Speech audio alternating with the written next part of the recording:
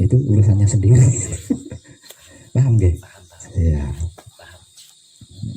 Sudah waktunya Pak Sunar, ya. Sudah waktunya, dan sudah saatnya seluruh kuburan terhapus, tidak ada lagi di muka bumi ini. Sudah waktunya, sudah saatnya seluruh rumah sakit itu tidak berfungsi, dan sudah saat serta waktunya seluruh penjara itu tidak berfungsi, dan sudah waktunya rumah bambu itu tidak ada lagi di dunia ini. Gubuk reot itu nggak ada lagi di dunia ini. Sudah waktunya, sudah saatnya. Dan itu bermula dari kita-kita yang sedang berlatih.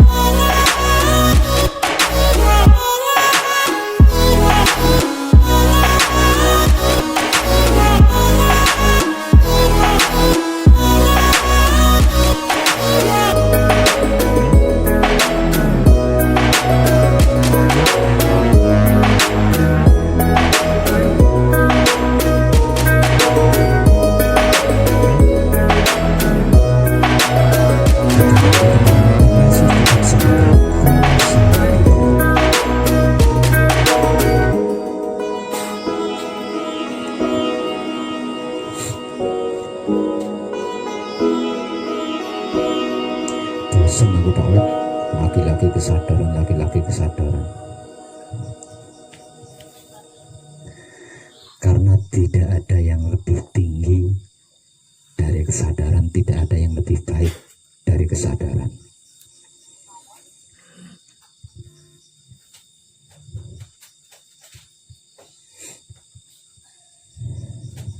Mata kita bergantung pada kesadaran, hidung kita bergantung kepada kesadaran, telinga kita bergantung kepada kesadaran, otak kita, hati kita, syahwat kita, semuanya bergantung kepada kesadaran. Bahkan komunikasi antara makhluk dan Tuhannya juga di kesadaran atau dengan kesadaran.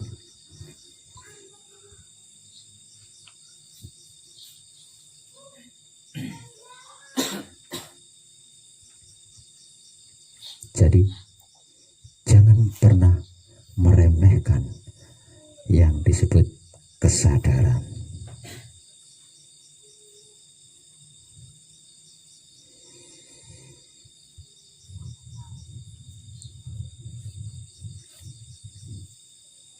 Tapi untuk malam ini saya ingin menekankannya.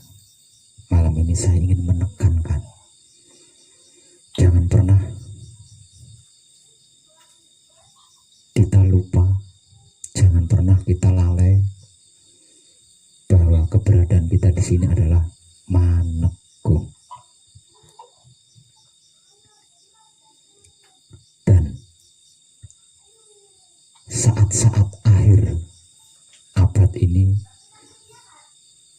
adalah zamannya manekung. Sesungguhnya kejadian manekung itu bukan ketika kita di sini saja. Selesai manekung di sini, di luar pun sesungguhnya kita masih dalam sikon manekung. Karena apa? Karena di abad terakhir ini zamannya memang zaman manekung. Barang siapa yang tidak mau manekung, itulah calon-calon yang nantinya akan tersapu. Gitu. Siapa yang tidak mau mengakui manekung, itulah calon-calon yang nantinya akan tersapu. Karena apa? Karena zaman abad terakhir ini, zamannya zaman manekung, sudah bukan zamannya itu, ini, dan maneka warna lagi. Kalau dalam bahasa awamnya, saat ini adalah waktunya bertobat gitu. Kalau tidak segera bertobat, jika kejadian itu terjadi, sudah nggak ada waktu lagi, nggak ada kesempatan lagi. Jadi manekung itu sesungguhnya universal. Manekung itu tidak berlaku hanya untuk para pelaku manekung saja. Bahkan orang awam sekalipun sesungguhnya, disadari nggak disadari nih ya, disadari nggak disadari, sesungguhnya dia sedang berada di zaman manekung. Hanya saja mereka tidak sedang manekung, walaupun sedang tinggal atau masuk di zaman manekung atau era manekung. Nah, di zaman manekung atau di eranya manekung itu yang paling berlaku hanya kesadaran. Selain kesadaran itu nggak berlaku sama sekali. Sekalipun berlaku nggak maksimal, karena sudah bukan zamannya. Jadi yang berlaku di zaman manekung ya kesadaran.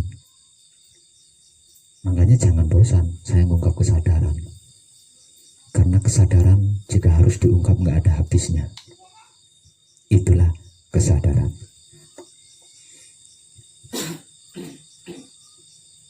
Nah, karena ini zamannya zaman manekung, bukan saja yang sedang manekung. Karena ini zamannya zaman manekung, bukan hanya yang sedang manekung. Yang tidak sedang manekung saja harus murni, harus bersih. Kenapa? Karena tujuan manekung, titik temunya manekung adalah suci. Jadi apapun itu harus bersih, apapun itu harus murni. Ini terlepas dari yang sedang manekung atau tidak manekung, gitu. Kalau sampai terjadi ada kejadian yang dilakukan dan itu tidak murni, tidak bersih, ketika dia punya kesempatan manekung, berat. Berat. Kenapa? Karena ini zamannya manekung, ini eranya manekung. Apapun itu dan bagaimanapun itu harus murni, harus bersih. Panjenengan ngerti nggak? Sudah paham nggak? Bersih itu seperti apa? Murni itu seperti apa? Gitu.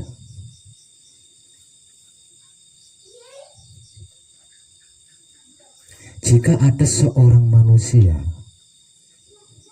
didesain sebagai penjahat, kelakuan jahatnya juga harus murni. Apalagi bukan penjahat.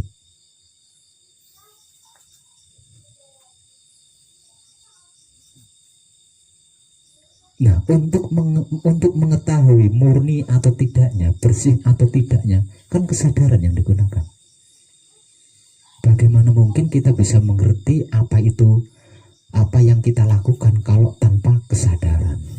Dengan kesadaran saja ada kalanya kita tidak mengerti, apalagi tanpa kesadaran.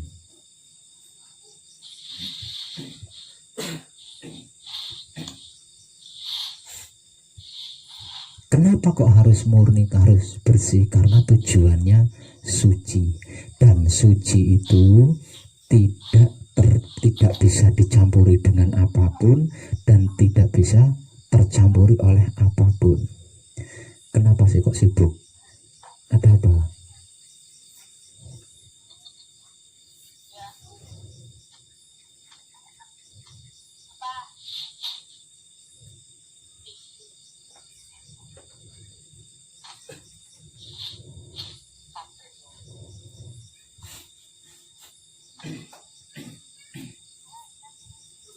Suci itu tidak bisa dicampuri dan tidak bisa tercampuri oleh apapun selain suci itu sendiri. Artinya kalau suci ini disederhanakan, berarti kan dia bersih, berarti dia murni.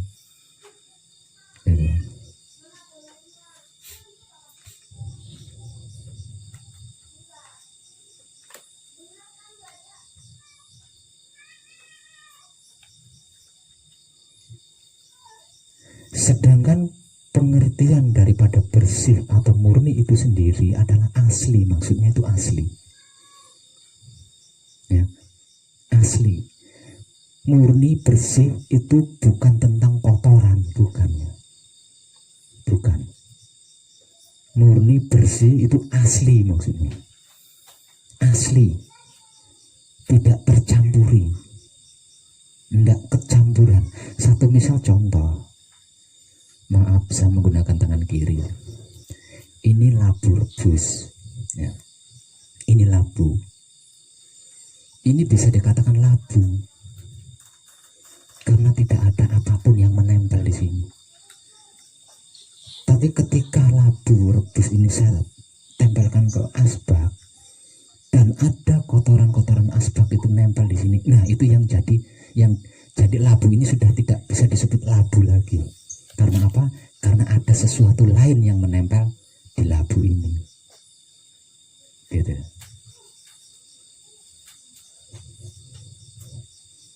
Ini maksud daripada murni, bersih.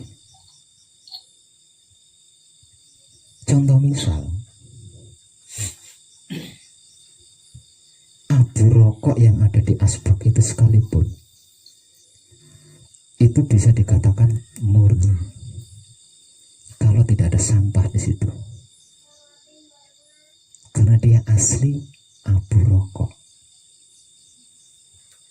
Begitu juga dengan comberan. Kita mengatakan comberan itu kotor, ya enggak? Tapi kalau itu asli comberan, tidak ada kulit pisang di dalamnya, comberan itu bisa dikatakan murni. murni atau asli. Ini maksud daripada murni.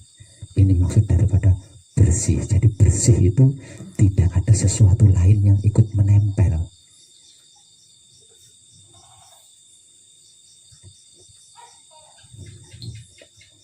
Kalau ada sesuatu lain yang menempel di dalam diri kita, kita tidak akan pernah bisa memasuki suci.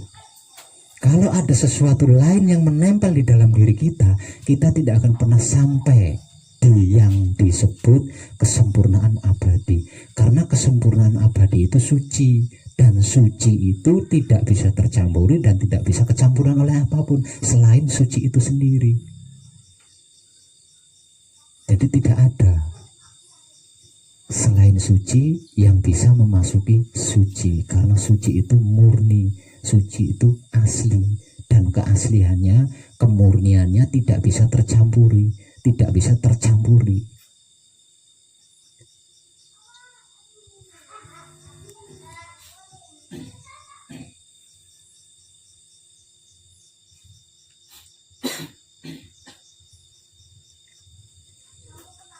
Kenapa?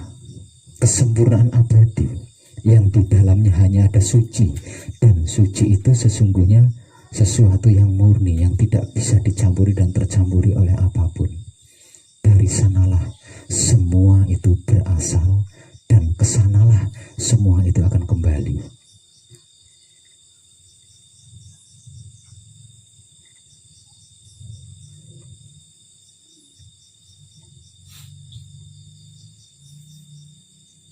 Selain kesempurnaan abadi yang di dalamnya hanya ada suci, itu adalah makhluk. Yang namanya makhluk akan hancur di akhir zaman, karena makhluk itu berbahan.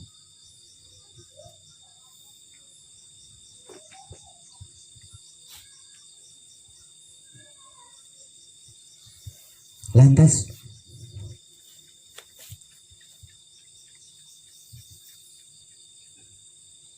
ada apa di dalam kesempurnaan abadi itu? Tidak ada apa-apa. Apa-apa itu tidak ada. Itu keadaan kesempurnaan abadi. Karena sebab itu kesempurnaan abadi, kedalaman kesempurnaan abadi disebut suci. Jadi suci itu tidak ada apa-apa. Suci itu murni sesungguhnya. Suci itu asli. Asli itu suci, murni itu suci. Itulah keadaan bagian dalam kesempurnaan abadi. Tempat di mana dulu kita masih menjadi satu dengan Maha Suci. Ketika kita masih menjadi satu dengan Maha Suci, itu belum ada apa-apa. Ya. Apa-apa itu belum ada pada waktu itu.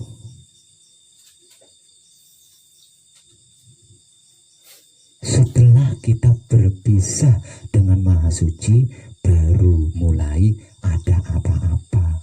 Apa-apa menjadi ada.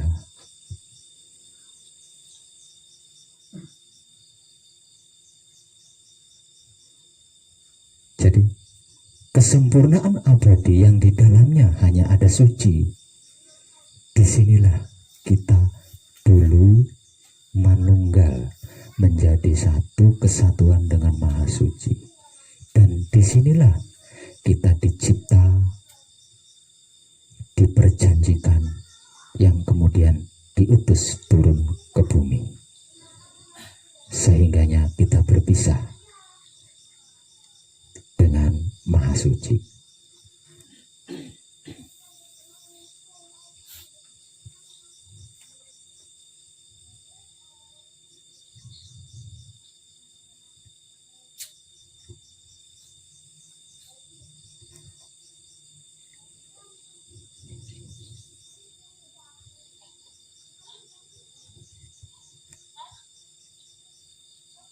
Lalu untuk apa Maha Suci mengutus kita turun ke bumi?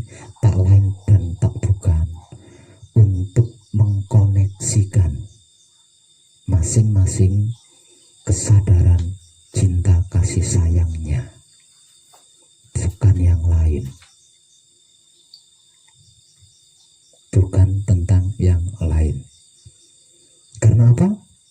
Karena dengan terkoneksinya kesadaran cinta kasih sayang seluruh makhluk dengan sang empunya, kesempurnaan itu terjadi dimanapun tanpa terkecuali.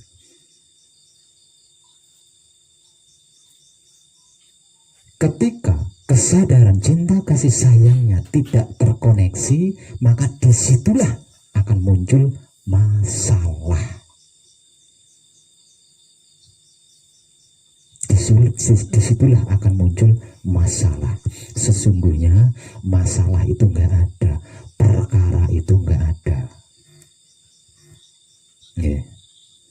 Jadi Maha Suci itu tidak menciptakan miskin. Kalau harus diperlebar, kalau harus diperjelas ya, kalau harus diperjelas, Maha Suci itu tidak pernah menciptakan miskin, tidak pernah menciptakan penyakit, tidak pernah menciptakan kekurangan, kesedihan, penderitaan. Bahkan Maha Suci itu tidak pernah menciptakan mati. Yang dia ciptakan adalah kesempurnaan abadi. Apapun yang dia ciptakan adalah kesempurnaan abadi. Untuk kesempurnaan abadi ini, Maha Suci rela berpisah dengan bagian datnya. Untuk sebuah kesempurnaan abadi, Maha Suci rela berpisah dengan sebagian ruhnya.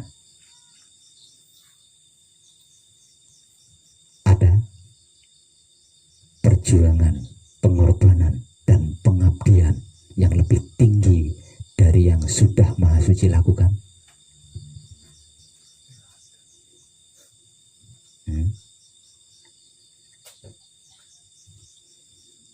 Kita bisa dengan asik mengatakan istri kita adalah garwa si garane nyawa pret, modus. Tidak ada perjuangan, pengorbanan, dan pengabdian yang melebihi apa yang sudah Maha Suci lakukan. Dia rela berpisah dengan sebagian ruhnya. Dia rela berpisah dengan sebagian datnya hanya untuk kesempurnaan abadi yang dia kehendaki. Namun kesempurnaan abadi yang dia kehendaki itu tidak terjadi di seluruh sudut dunia. Karena apa yang dia ciptakan enggan untuk mengkoneksikan antar sesama kesadaran cinta kasih sayangnya.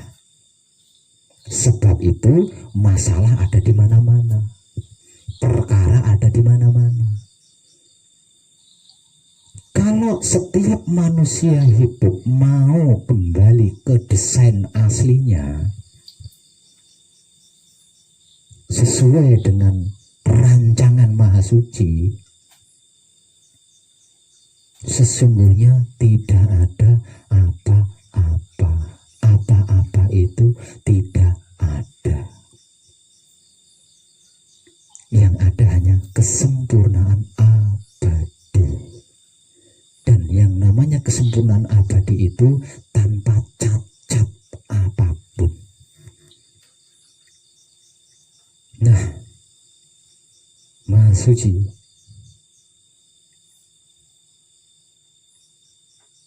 akan lakukan ini dalam jangka waktu yang tidak terlalu lama. Karena dia sudah menurunkan ratusan bahkan mungkin ribuan peringatan.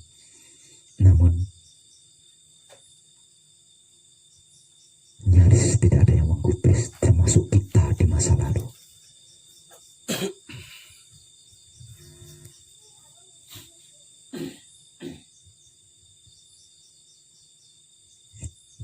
mungkin bermula dari diri kita sendiri. Lambat laun, semua manusia hidup akan kembali kepada desain awal. Jika ini terjadi secara meluas, satu persatu rumah sakit akan runtuh jika tidak berfungsi. Karena tidak ada orang sakit. Kenapa nggak ada orang sakit? Lalu Maha Suci tidak pernah menciptakan penyakit. Penyakit itu ada karena dirinya sendiri, bukan karena Maha Suci. Kalau hal ini terjadi secara meluas, satu persatu kemiskinan terhapus, kesusahan terhapus, ketidakadilan terhapus. Karena Maha Suci tidak menciptakan semua itu. Kalau ini sampai terjadi secara luas, lembaga pertahanan terhapus. Kalau tidak runtuh, nggak berfungsi, jadi sarang serangga karena tidak berpenghuni.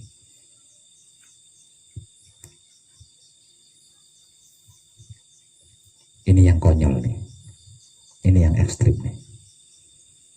Kalau ini terjadi secara meluas, satu persatu kuburan akan rata menjadi kebun padi. Karena tidak ada manusia hidup yang mati. Sebab Tuhan atau Maha Suci tidak pernah menciptakan yang namanya kematian.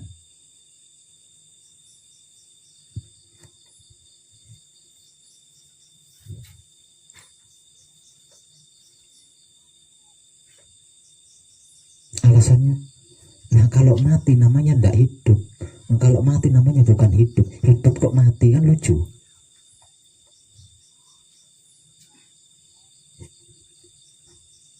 Dan ketika itu terjadi, Maha Suci sudah bukan gaib lagi di mata makhluknya.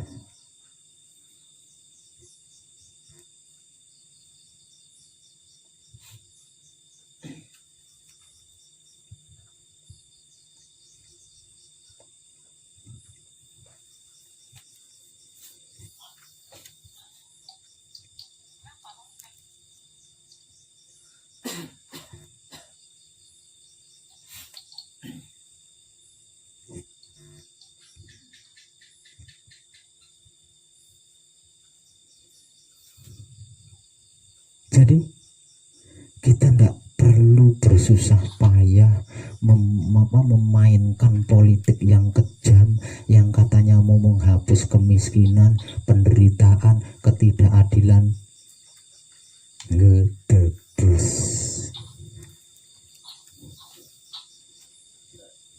Tidak perlu, itu tidak perlu diupayakan. Kita benahi saja diri kita masing-masing agar sesuai, agar kembali kepada desain asli kita. Seperti ketika Maha Suci menciptakan kita. Hal apapun jadi ada dan terjadi karena kita merubah desainnya atau tidak memanfaatkan desainnya.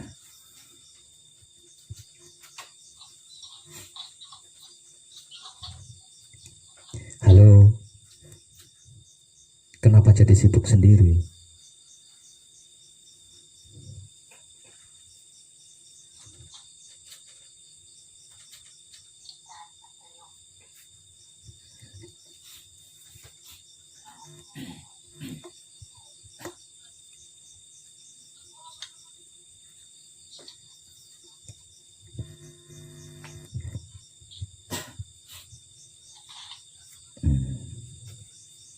Ini adalah kehendaknya. Karena ini adalah kehendaknya, tidak terlampau lama ini akan menjadi skala besar. Artinya secara meluas seluruh hidup, terutama yang disebut manusia, akan kembali kepada desain awal. Karena dia menghendaki akan hal ini.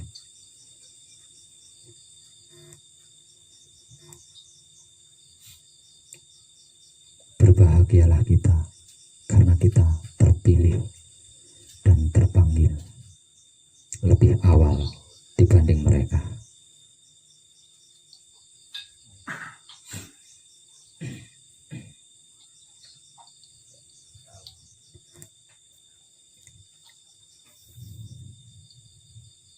Alasan kedua, kenapa manusia hidup diutus untuk turun ke bumi? Karena hanya makhluk yang disebut manusialah sebagai wakilnya secara kasat mata atau secara nyata. Sebab itu makhluk hidup yang disebut manusia mendapat julukan makhluk paling sempurna dibanding makhluk-makhluk lainnya. Karena hanya melalui manusia, makhluk lainnya bisa mencapai kesempurnaan abadi tersebut. Ya.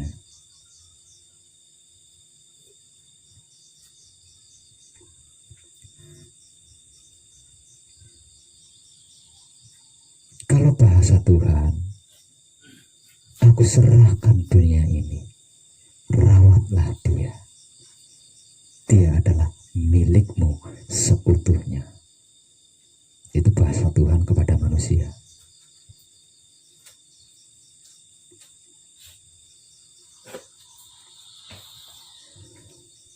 Makhluk apapun itu, makhluk apapun itu sesungguhnya ingin disentuh tangan kita.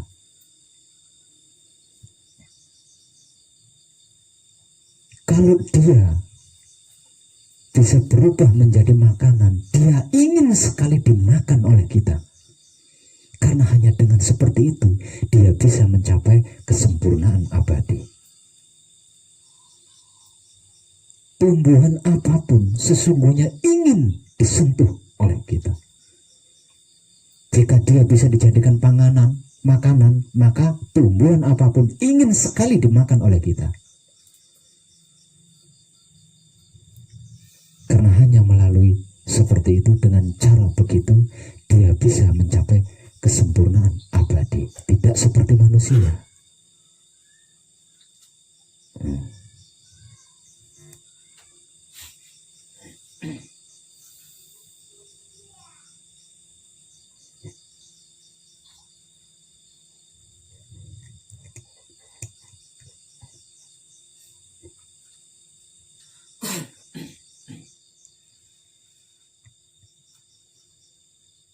Dan setahu saya, seluruh makhluk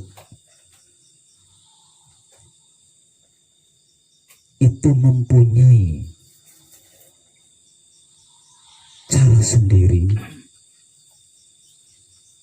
untuk membuat manusia ingin memakannya. Setiap tumbuhan itu mempunyai cara sendiri-sendiri yang menjadikan manusia keluar keinginannya untuk memakan.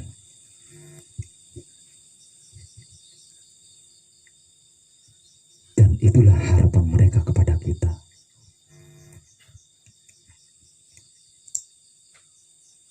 Ada tanda kutip di situ. Tapi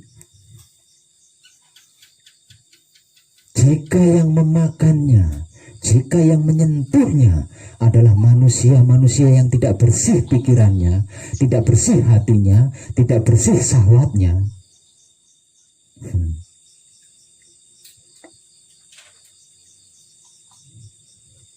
selain dia mengecam, sesungguhnya kita telah membunuh dan menghancurkan sesama makhluk hidup. Maka sesama makhluk hidup itu diberi tugas untuk mengkoneksikan kesadaran cinta kasih sayang antar sesama makhluk hidup, bukan untuk membunuh apalagi menghancurkan.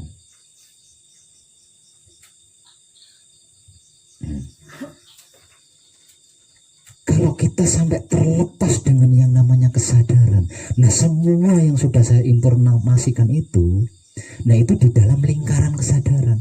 Nah kalau kita sampai lepas dengan yang namanya kesadaran, jangan dikira kita makan nasi itu tidak membunuh. Di dalam nasi itu ada hidup, di dalam nasi itu ada anasir, sama seperti kita, karena dia juga makhluk. Jangan kau anggap makan nasi itu tidak membunuh. Jangan kau anggap minum air itu tidak membunuh. Satu gelas air itu jutaan kuman di dalamnya yang kita bunuh. Artinya sekali minum segelas air sudah berapa makhluk yang kita bunuh. Maka kita diutus ke dunia ini hanya untuk mengkoneksikan kesadaran cinta kasih sayang.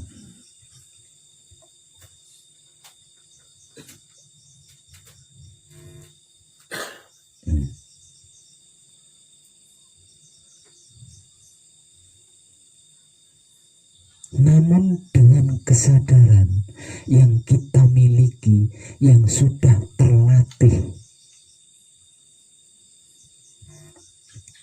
apapun itu dapat menjalin cinta kasih sayang. Artinya apapun yang kita masukkan ke dalam mulut dengan sukarela dia, karena dia berhasil mencapai kesempurnaan abadi. Sewenangnya pol. Nah begitu melalui tenggorokan dan sampai di organ perut, dia akan merubah dirinya menjadi fungsi-fungsi yang dapat bermanfaat untuk seluruh organ tubuh kita.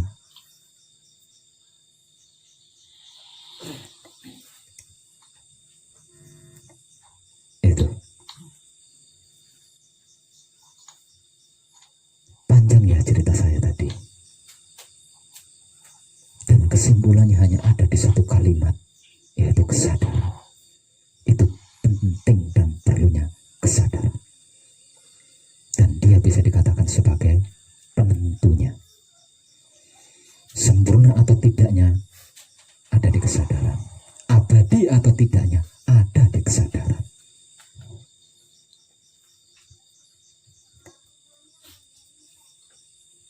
Dan sekali lagi saya katakan, panjenengan di sini sedang berlatih itu agar supaya bisa menjadi jembatan kesempurnaan abadi bagi makhluk-makhluk lainnya. Dan itu desain asli dari Maha Suci. Jadi Maha Suci mendesain kita itu sebagai jembatan kesempurnaan abadi bagi makhluk-makhluk lainnya. Melalui kita lah, melalui manusia hiduplah makhluk lain bisa sampai kepada Maha Suci. Jika tidak melalui yang namanya manusia hidup, tidak bisa. Dia mau lewat mana? Lawang jembatannya itu manusia hidup. Tapi manusia hidup yang mana dulu?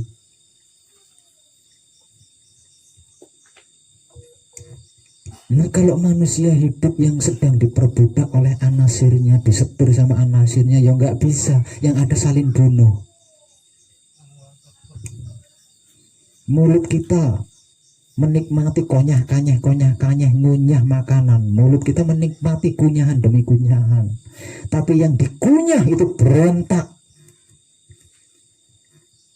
bahkan menasek.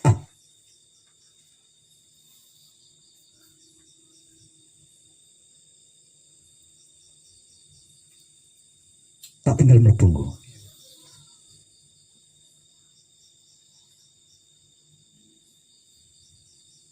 Saya sedang menginformasikan sesuatu sesuatu yang teramat penting buat panjenengan. Tolong dengarkan. Agar pikiran panjenengan bisa merekam, hati panjenengan bisa merekam, syahwat panjenengan bisa merekam. Nah, kalau atraksi panjenengan seperti itu, bagaimana mungkin panjenengan bisa mencerna apa yang saya sampaikan?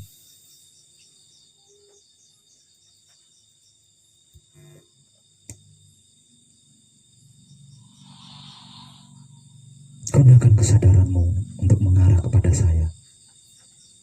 Jangan terpengaruh oleh suara saya, jangan terpengaruh oleh bahasa saya, tapi sadari apa yang saya bahasakan. Itu amat penting buat panjenengan, Mas Jainal. Sepuro nih, ya. Itu salah satu bentuk cinta kasih sayang saya buat panjenengan. Karena saya tidak ingin panjenengan gagal paham, ya.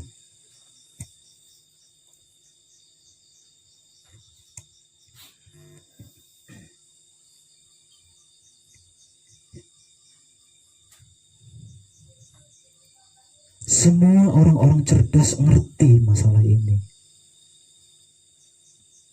Semua orang-orang cerdas paham tentang ini.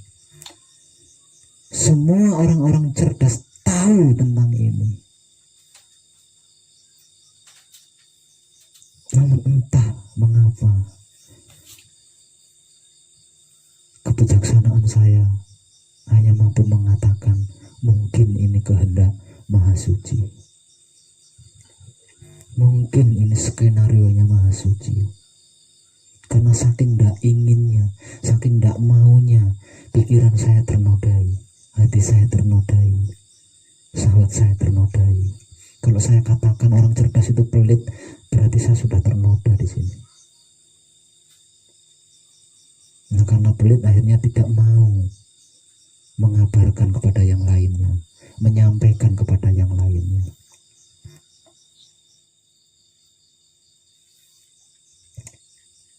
Tentang hal ini saya tidak peduli. Saya dikatakan sombong, berbicara setinggi langit, tidak peduli. Lebih baik saya berbicara setinggi langit, lebih baik saya sombong, tapi saya bisa melakukan sesuatu untuk sesama hidup. Untuk apa tidak sombong? Untuk apa tidak berbicara tinggi kalau hanya diam tok? Sementara keburukan-keburukan itu terjadi di depan mata.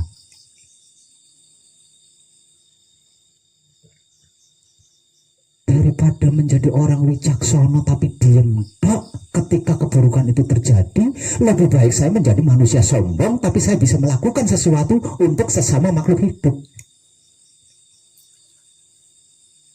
Makanya dengan perkataan-perkataan apapun saya nggak peduli. Yang penting saya bisa melakukan sesuatu. Yang penting saya bisa berbuat sesuatu. Dan sesuatu yang saya lakukan itu atas dasar kesadaran cinta kasih sayang. Bukan tentang yang lain.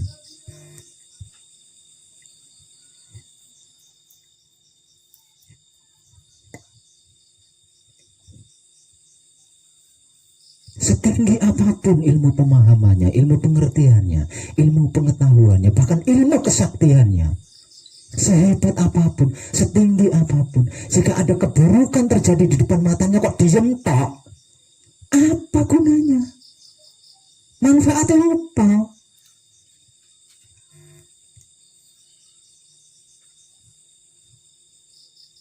Manfaatnya apa? Nah, karena saya tidak mau cawe-cawe, itu urusan Tuhan, bisa nih. Makanya galilah rasa yang meliputi seluruh tubuhmu. Di dalam tubuhmu itu ada firman Tuhan.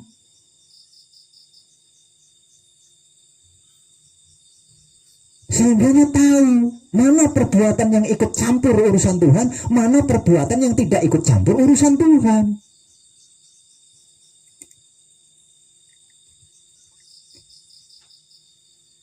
Orang cerdas kok cuntal pikirnya.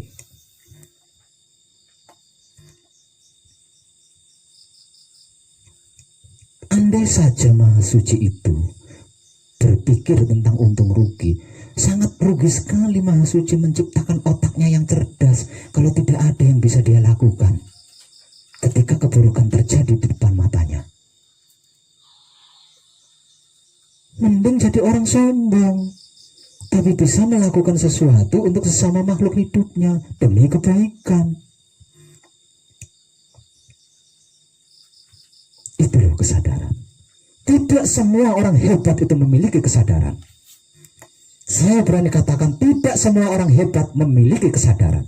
Buktinya keburukan terjadi di mana-mana, tapi apa yang mereka bisa lakukan? Numpak ibu cunit pak nembur kasur, karena manfaatkan uang rakyat. Ya, hebat apaan itu? Tidak lebih dari seorang pecundang itu. Kemiskinan di mana-mana, kematian di mana-mana, penderitaan di mana-mana. Apa yang bisa dilakukan oleh orang-orang hebat? Tiap masa bodoh. Lebih baik saya sombong daripada seperti itu. Tapi saya bisa melakukan sesuatu kebaikan bagi sesama makhluk hidup. Panjenengan pun harus sama seperti itu, karena panjenengan didesain, karena kita semuanya didesain untuk hal itu. Apapun yang terjadi, kecaman apapun yang mengarah panjenengan, jangan takut, jangan takut. Karena apa? Karena kebaikan sudah saatnya terjadi. Kebenaran sudah saatnya terjadi. Sudah waktunya terjadi kebenaran itu, kebaikan itu. Nah, karena sudah waktunya, apapun yang merintangi tidak akan bisa, karena sudah waktunya terjadi. Kalau dulu-dulu kebaikan bisa dirintangi, sekarang kebaikan tidak bisa dirintangi, karena sudah waktunya, sudah zamannya. Jadi suatu saat kalau panjenengan sampai mendengar panjenengan disebut-sebut kafir, sesat, jangan takut, jangan takut, maju terus, tebar seluas mungkin kesadaran cinta kasih sayang Maha Suci kepada apapun, siapapun, dimanapun, hingga sampai kapanpun. Jangan takut, karena sesungguhnya nggak ada apa-apa. Apa-apa itu tidak ada. Apa yang ditakuti? Panjenengan boleh takut kalau soal keburukan. Karena apa? Karena Maha Suci tidak menciptakan keburukan. Kalau kita sampai melakukan keburukan, berarti kita mengkhianati Maha Suci. Nah, itu boleh panjenengan takut. Tapi kalau soal kebenaran, kebaikan, jangan pernah takut, karena itu adalah ciptaan Maha Suci dan desain Maha Suci kepada diri kita.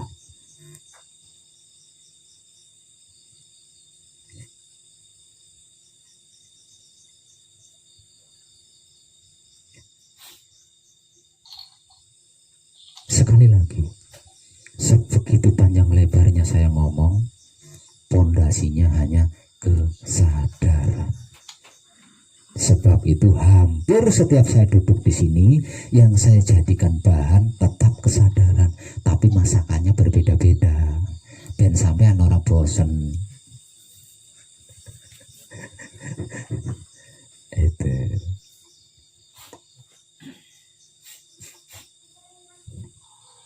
Ngelamun.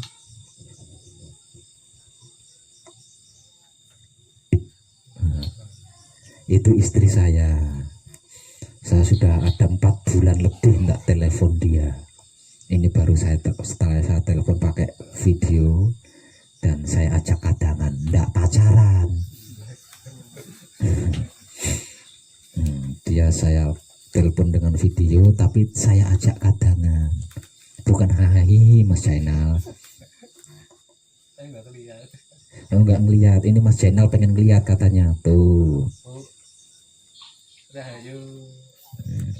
Gelap.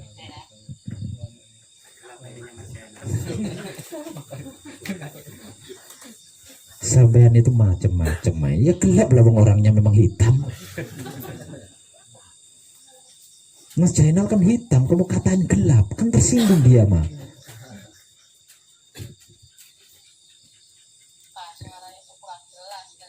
Oh, suaranya yang kurang jelas, soalnya pakai sound system. Ya wis tak baleni kene ben budek kuping monggo. Nah. Itu jelas enggak? Banget.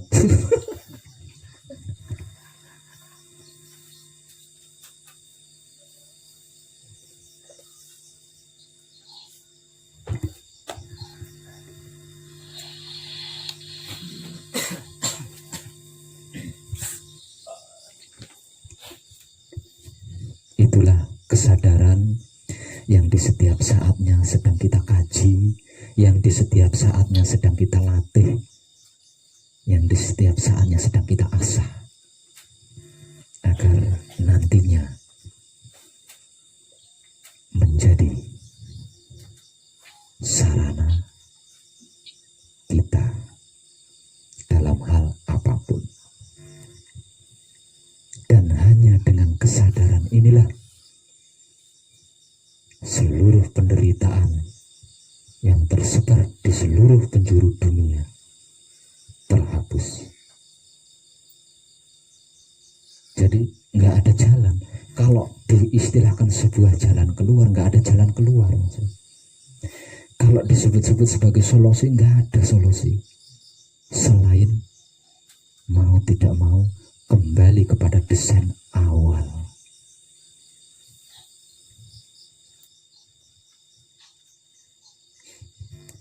Nggak mau kembali ke desain awal, ke desain aslinya Maha Suci. Waduh,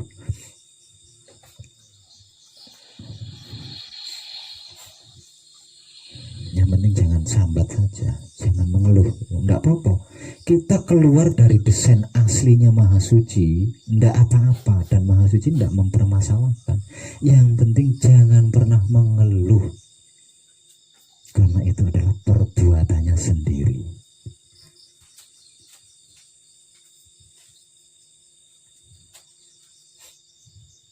Dan harus siap disapu, karena itu adalah sampah dunia.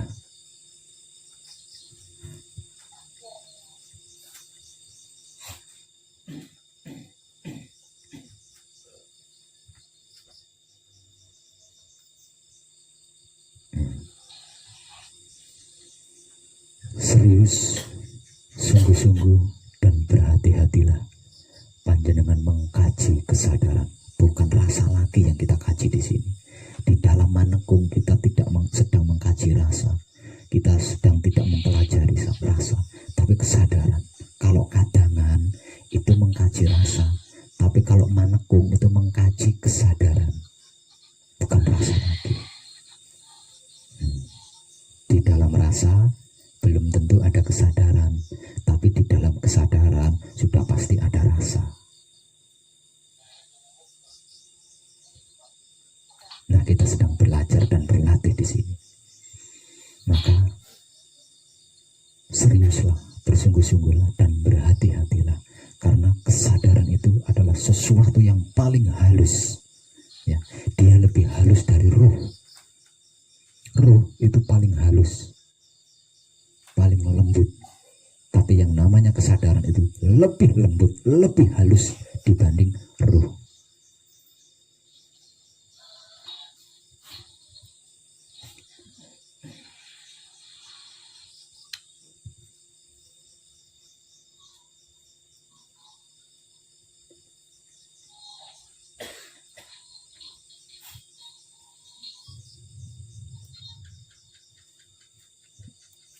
Saya ulang, yang ada di dalam kesempurnaan abadi hanya suci. Selain suci nggak ada. Ya, selain suci nggak ada. Nah, suci itu tidak bisa tercampuri dan tidak bisa dicampuri oleh apapun serta dengan apapun. Nah, rumitnya di sini. Kesempurnaan abadi, di mana di dalamnya hanya ada suci, itu adalah alamnya hidup, alamnya suci.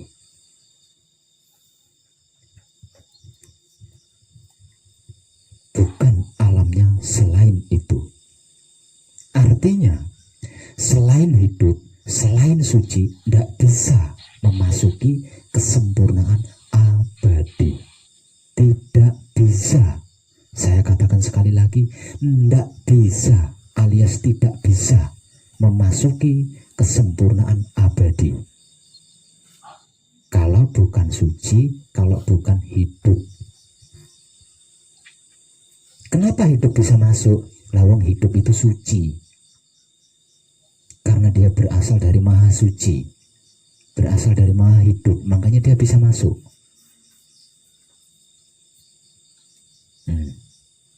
Untuk tentang ini, sejak zaman kuno sekalipun diturunkan wahyunya. Maha Suci sudah menurunkan wahyu tentang pelajaran hal ini. Zaman dulu disebutnya sebagai laku mati sadurunge mati. Zaman biyen.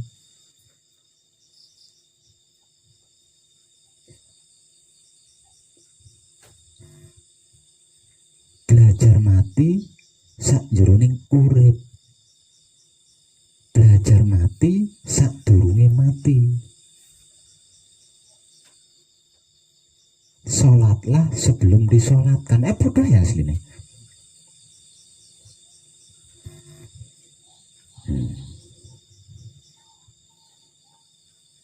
Untuk yang pertama kalinya, hanya hidup, hanya suci yang bisa memasuki kesempurnaan abadi. Untuk yang pertama kalinya. Tapi untuk yang kedua, ketiga, dan seterusnya, kita bisa membawa apapun itu. Termasuk orang yang kalian cintai.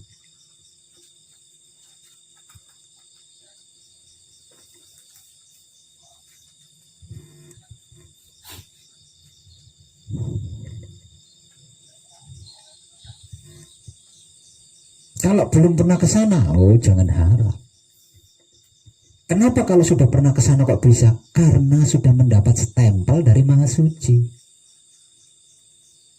Wis oleh stempel saka Maha Suci. Bukti stempelnya bisa masuk. Nah, bukti stempelnya apa? Bisa masuk ke alam itu.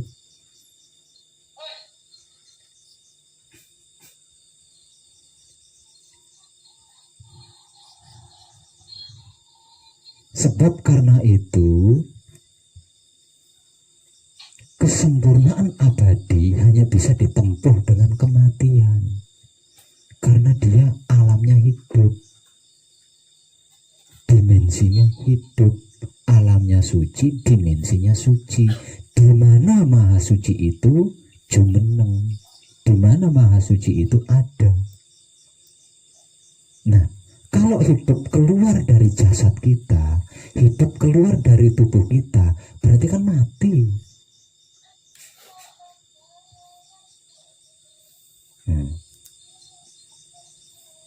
Jadi untuk memasuki alam kesempurnaan abadi, alam suci, alam di mana Tuhan berada, alam di mana ketika pertama kali kita dicipta, diperjanjikan dan diutus turun ke bumi, kita harus mati.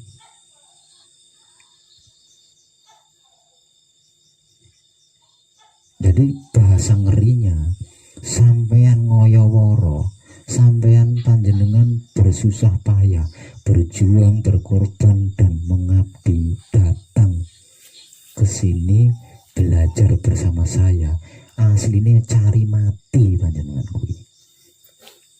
Nah kalau ndak mati nggak bisa, berarti wong itu alam hidup. Bagaimana? Apapun ndak bisa, kita membawa apapun ke sana itu ndak bisa. Kita masuk ke sana itu harus telanjang. Hidup tidak bisa membawa rumahnya, membawa jendelanya, membawa gordennya, itu ndak bisa. Hanya hidup yang bisa masuk ke sana. Artinya di puncak Manekung panjenengan harus saya bunuh untuk bisa masuk ke sana. Kalau saya berhasil memasukkan panjenengan ke alam kesempurnaan abadi, berarti panjenengan sudah diakui Maha Suci. Tapi kalau saya gagal, saya tidak bisa protes. Saya mengeklaim pikiran panjenengan sudah bersih, mengeklaim hati panjenengan sudah bersih, syahwat panjenengan sudah bersih. Karena selama di sini saya menyaksikan lakunya panjenengan belum. Nah kalau Maha Suci bilang belum, saya ngomong apa? Nggak bisa.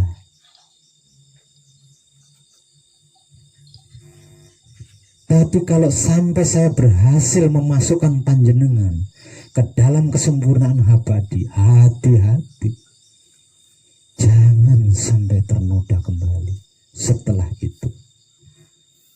Jangan sampai terkotori kembali setelah itu. Panjenengan harus menjaganya semaksimal mungkin, sebagaimana panjenengan menjaga dan merawat diri panjenengan sendiri. Karena kesempatan untuk itu tidak ada dua kali, hanya ada satu kali. Dan setahu saya, seumur hidup saya, baru saya yang berani melakukan ini. Yang berani melakukan ini baru saya. Kesempatannya hanya satu kali, dan manusia hidup yang konyol goblok yang mau melakukan baru saya. Saya belum pernah mengetahui ada yang berani tentang ini. Semuanya dipakai sendiri. Diem mana, terus dipakai sendiri, diem mana. Isonya hanya menghakimi. Orang yang tidak tahu, jelas-jelas orang tidak tahu kok dihakimi.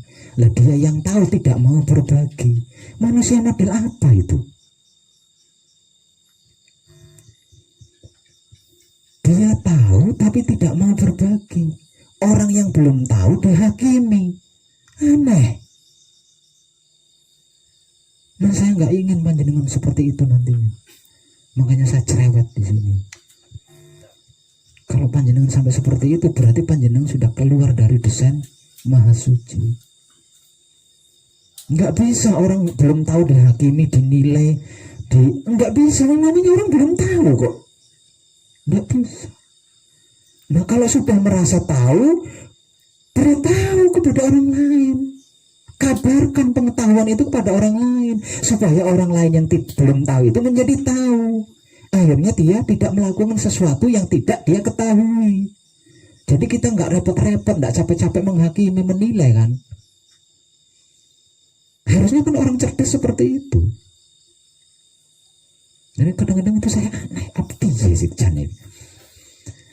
Kalau mangsa aku mau suci ki ya ora pernah nyiptakne sinetron koyo ngene, tapi kok enak sinetron koyo ngene. Iki janjane Maha Suci apa biasa? Gumun. Maha Suci sendiri itu tidak pernah merahasiakan apapun. Kenapa ada makhluknya yang mau merahasiakan tentang dia? Bukankah Maha Suci yang lebih kenal, yang lebih populer disebut Tuhan itu adalah hak asasi manusia. Jadi semua makhluk hidup, khususnya tersebut manusia, itu punya hak mengenal Maha Sucinya, mengenal Tuhannya. Dan yang sudah mengetahui lebih dulu, ini punya kewajiban menyampaikan harusnya. Bukan disembunyikan, bukan dibuat sendiri. Sudah disembunyikan, dibuat sendiri, menghakimi orang yang belum tahu lagi. Kan aneh. Ini jadi cerdas model apa? Ketika ada orang lain menyampaikan sesuatu kepada yang belum tahu, dibilangnya sombong. Wah, sombongnya nek ngomong sedhuwur langit. Loh, dene dhewe menengahi. Piye iki jane karepe? Aneh. Kalau dibodoh-bodohin orang lain ndak terima. Saya sekolah sampai entek sawah 7 hektar mbok goblok-goblok. Nah, aku cerdas-cerdas wong. Nggak terima kalau ada orang lain dibilangin dia goblok. Tapi ketika ada keburukan terjadi di depan matanya, diam saja.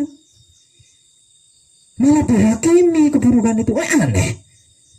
Lewat belum tahu keburukan itu terjadi karena belum diketahui. Makanya keburukan terjadi. Nah, supaya diketahui, agar supaya keburukan itu tidak terjadi, harusnya kan diberitahu. Iki malah menengahi. Ana wong liya menyampaikan sombong jadi. Piye karepe?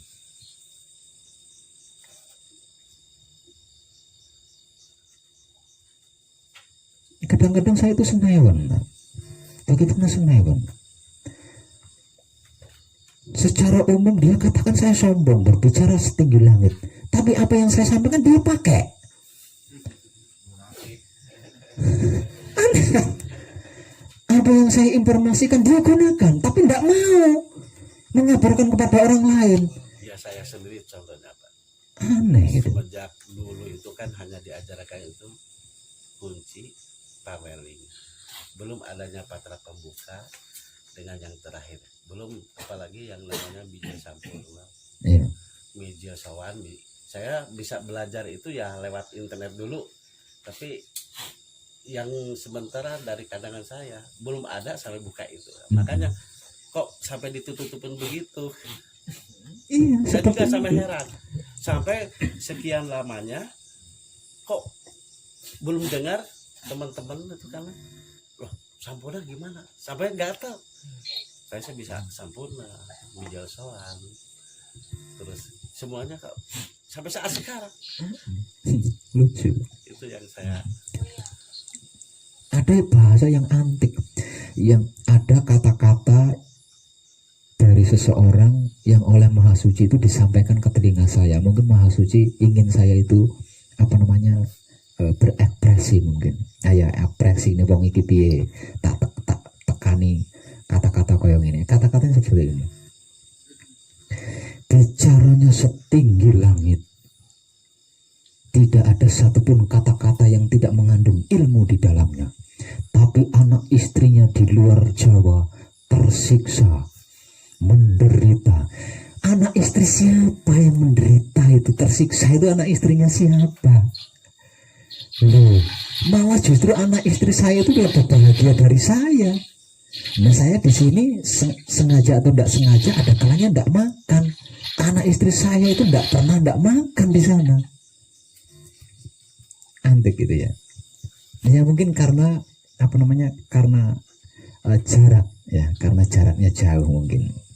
Dan saya tidak segera menjemput anak istri saya, mungkin seperti itu. Dikiranya saya tidak punya uang, atau istri saya juga sebaliknya tidak punya uang buat ongkos menemui saya di sini gitu. Mungkin pikirannya seperti itu mungkin. kan orang tuh hanya lihat kan hanya bentuk asalnya ada. Iya. Padahal tidak ada sesuatu apapun yang terkait dengan saya yang bukan laku, termasuk bertemunya saya dengan anak istri, berkumpulnya saya dengan anak istri, itu kaitannya dengan laku, bukan dengan uang. Nah, kalau saya belum tahu, ya, saya belum mengerti, belum paham, terlalu kecil itu, terlalu dekat itu Kalimantan. Boyong satu istri dua anak terlalu murah biayanya. Kalau saya belum mengerti, belum paham dan belum tahu. Nah karena saya sudah mengerti, memahami dan mengetahui apa itu kesempurnaan abadi, maka apapun yang terjadi terkait saya harus tersempurnakan. Ini soal aku, bukan soal saya tidak punya uang buat jemput istri, atau istri saya tidak punya uang buat nyusul saya ke sini, bukan. Makanya kalau nggak tahu nanya, jangan menghakimi dulu, jangan menilai dulu, jangan menyimpulkan dulu. Mending wong edan kayak ngene iki, ning nalar daripada waras ning jeglong-jeglong. Dikatain orang lain bodoh nggak terima. Marah. Makanya kadang-kadang sampai harinya gini, kalau dia bicara itu pengennya diperhatikan, tapi kalau saya ngomong sudah ya saya sering loh, kan kadang-kadang loh sama kalau bisa bilang kafir itu coba ceritakan sejauh mana, ya sudah madeg di sana. Saya ngomong agak dalam sudah pada nggak didengar, kurang ya sudah tinggal aja. Unik. Ya saya nggak ekspresinya saya di depan panjenengan di sini. Di internet saya tidak berekspresi, diam aja. Ketika Romo menyampaikan kata-kata orang itu ke telinga saya nggak berekspresi sama sekali. Karena saya tahu Romo sedang jebak saya. Nah sekarang setelah sudah ndak apa-apa, sudah ndak sesuatu, nah, baru saya katakan di sini untuk mengisi jeda. Nah daripada iklan.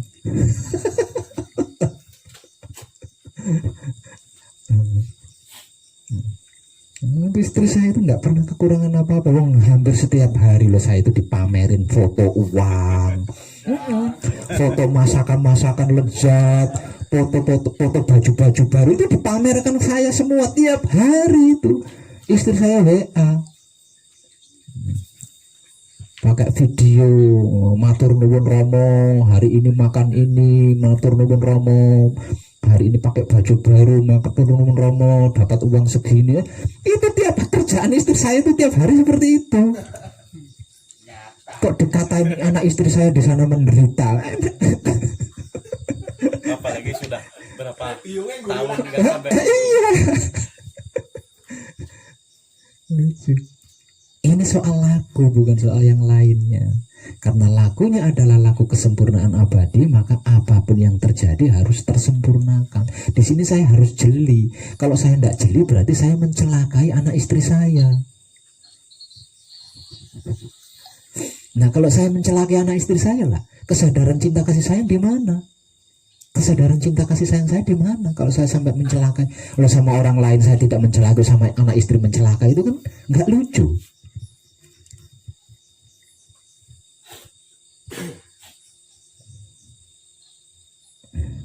Itu pengetahuan buat panjenengan, itu tambahan pengetahuan buat panjenengan, dan itu tidak kurang baik, bukan tidak baik ya, tapi kurang baik.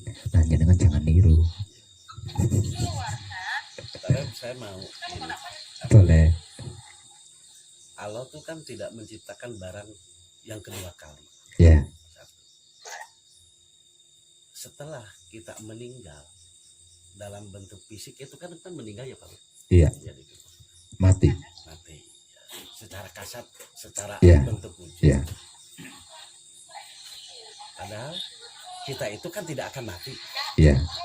Itu nantinya di mana Pak?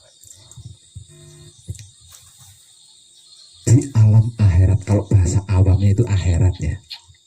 Akhirat, di alam akhirat menunggu giliran untuk bereinkarnasi lagi, untuk lahir kembali ke dunia. Jadi sesungguhnya Maha Suci itu tidak pernah menghukum, apalagi mengadili. Saya berani katakan bohong jika Tuhan itu mengadili apalagi menyiksa. Tidak. Dia benarnya nggak kehitung. Maha cinta kasih sayang. Salah satu bukti maha cinta kasih sayangnya itu tadi, jika ada makhluknya yang sampai mengalami perpisahan dengan dadnya, dia memberi kesempatan untuk lahir lagi ke dunia. Karena hanya di dunia ini bisa makhluk bisa melakukan sesuatu. Kalau sudah keluar dari dunia ini, makhluk tidak bisa melakukan sesuatu. Sebab karena itu Tuhan memberikan kesempatan kepada makhluk itu untuk bisa lahir ke dunia ini. Tapi rekarnasinya dalam bentuk itu. Kalau kita belum sempurna, itu kan bisa bentuk seperti ini. Nah, itu yang kita tidak bisa protes. Itu yang kita tidak bisa proses. Ketika kelahiran kedua kalinya dan Tuhan atau Maha Suci memberikan rumah berwujud anjing, berwujud kodok, ayam, kita tidak bisa protes. Walaupun kita sudah melakukan apa? Wong nyatanya gagal sempurna kok. Maksudnya gini Pak, kita sudah menjalankan seperti beda dengan orang awam Pak. Ya. Kalau orang awam mungkin bisa seperti ini, yang lainnya. Kalau kita ini kan sudah kembali ke asalnya, sesuai dengan desanya Romo. Ya. Itu nantinya rekarnasi itu dalam bentuk apa? Tetap manusia.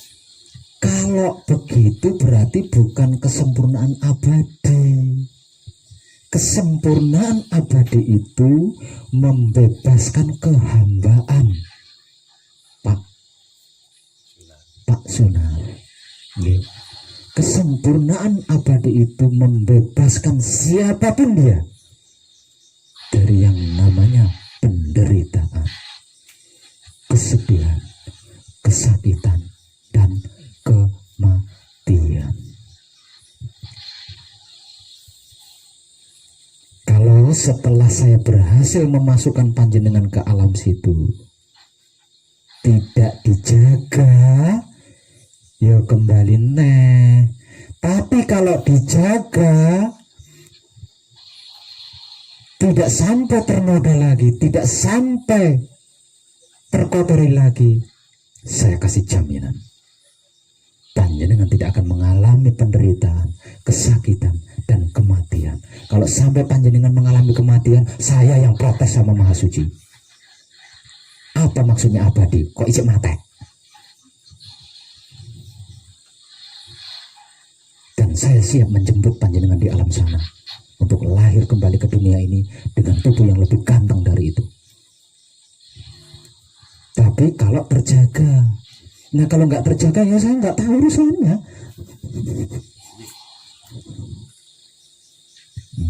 Nggak terjaga ya nggak tahu urusannya.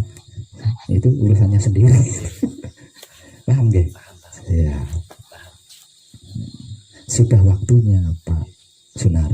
Ya, sudah waktunya. Sudah waktunya dan sudah saatnya semua seluruh kuburan terhapus. Tidak ada lagi di muka bumi ini. Sudah waktunya, sudah saatnya seluruh rumah sakit itu tidak berfungsi. Dan sudah saat serta waktunya seluruh penjara itu tidak berfungsi. Dan sudah waktunya rumah bambu itu tidak ada lagi di dunia ini. Gubuk reok itu nggak ada lagi di dunia ini. Sudah waktunya, sudah saatnya. Dan itu bermula dari kita-kita yang sedang berlatih ini. Jika ini tidak segera terjadi dalam skala besar, penentuannya ada di tahun 2025. Tapi kalau hal ini terjadi, segera terjadi dengan skala besar, jangankan kiamat, lawang penderitaan aja nggak ada. Nah ini bergantung kepada para putra kekudangannya Romo ini di sini. Siap nggak menjadi pahlawannya? Siap nggak menjadi satrio paningitnya ini? Nek gleja-gleje ya padha wae dadi sampah sing bakal kesabu.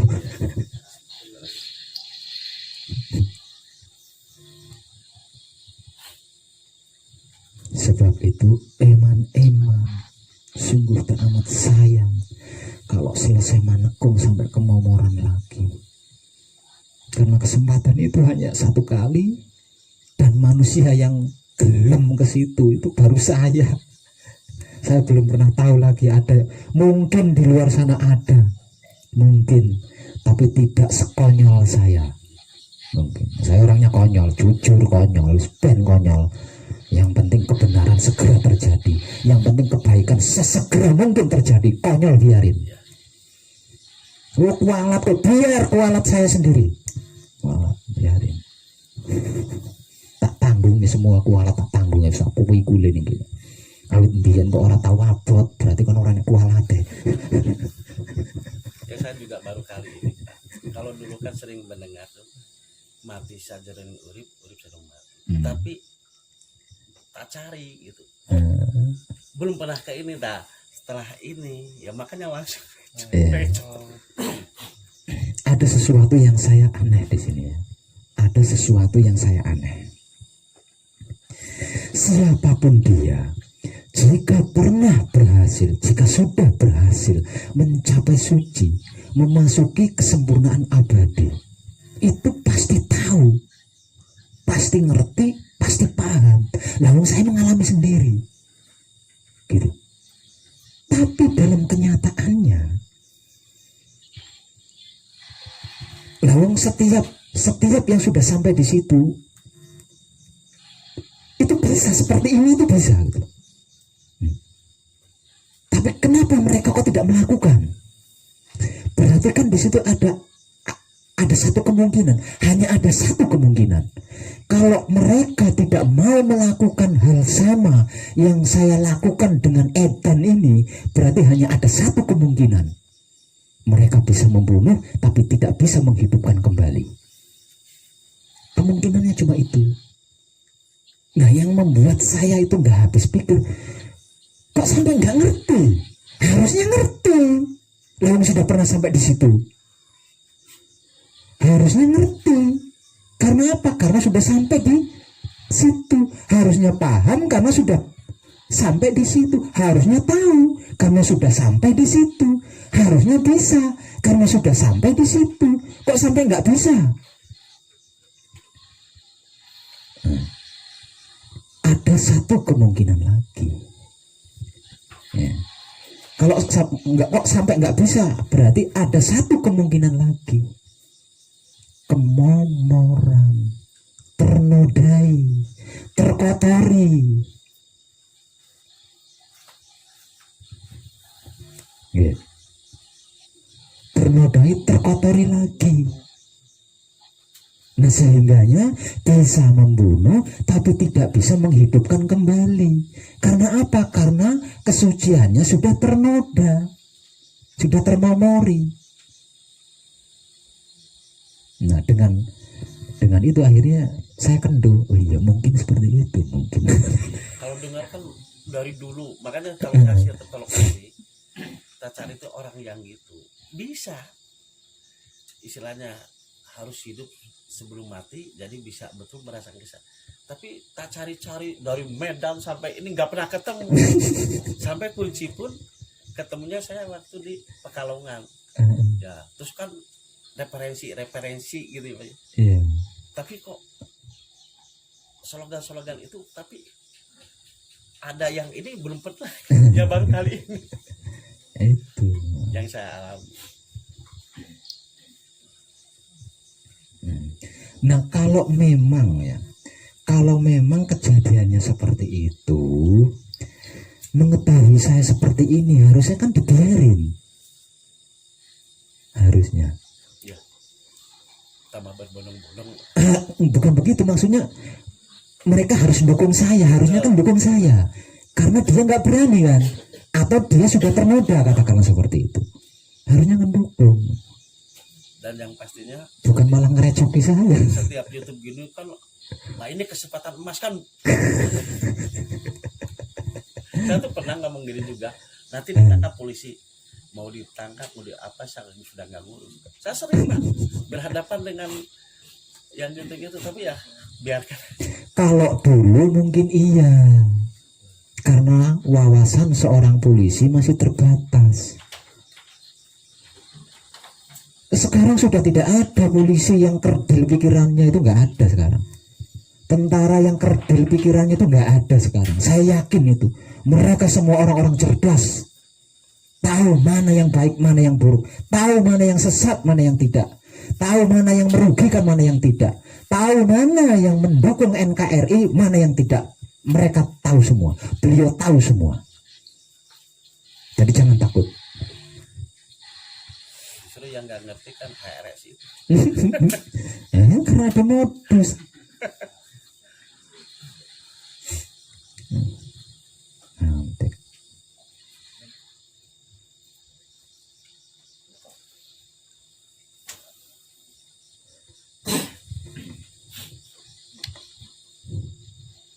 Nanti.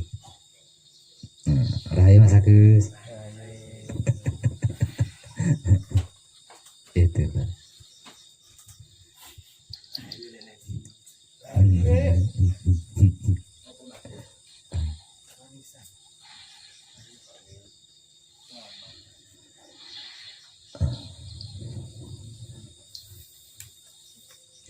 Sudah jam 9:30.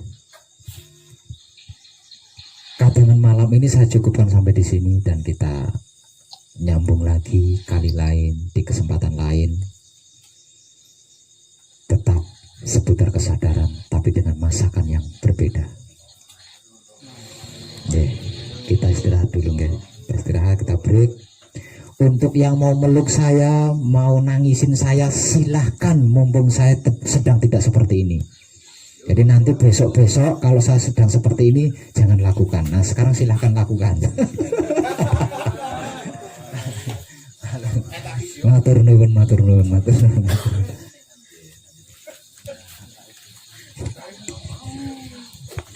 Selamat.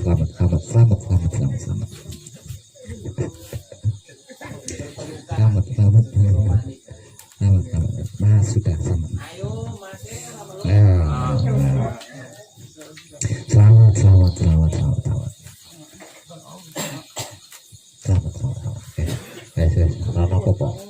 Ora apa-apa. selamat, kabeh selamat. Kabeh selamat. Kabeh selamat. Coba. Oh, selamat. Sini sayang. Oh, ini dulu.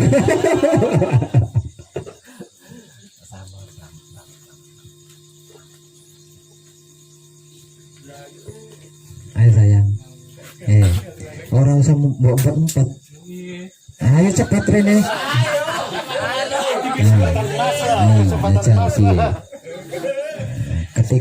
Ketika aku ora lagi ngoceh, ketika aku lagi ngoceh, mbok riwuki. Nah, saiki aku mandeki ngoceh iki, wis ora dadi beliau iki.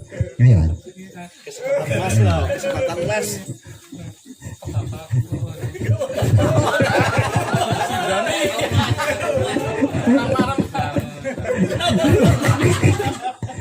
Awas nek sesuk-sesuk ngono ya. Awas ya.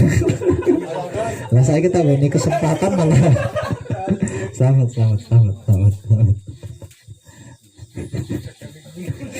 Enak ae.